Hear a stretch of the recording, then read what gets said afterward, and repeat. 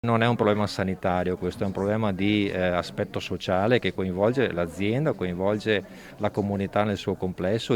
La mala movida è sempre più diffusa sul litorale iesolano. L'aggressione per strada di sabato sera è solo l'ultimo di una serie di episodi violenti in città, drammi umani e disagi che i giovani stanno vivendo. I protagonisti sono per lo più ragazzi che provengono dall'entroterra del Basso Piave, oppure sono trevigiani, veneziani o padovani.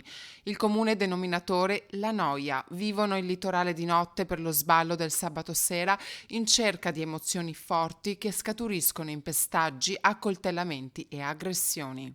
Abbiamo un progetto di collaborazione con i comuni del Veneto orientale che prevede, attraverso i servizi per le dipendenze, ma perché lì abbiamo figure diverse, psicologo, educatore, assistente sociale, intervenire nelle scuole con i ragazzi, nei casi in cui la scuola ci segnali situazioni di disagio, con le famiglie. Nel weekend i controlli delle forze dell'ordine si intensificano per prevenire irregolarità quali la somministrazione di alcolici ai minori e il porto abusivo di armi o di oggetti atti ad offendere, comportamenti che insieme allo spaccio mettono più a rischio la sicurezza nei locali notturni, lasciando dietro di sé una scia lunga di aggressioni e violenze che però non hanno portato a un aumento degli accessi nei pronto soccorso del Veneto orientale nei fine settimana.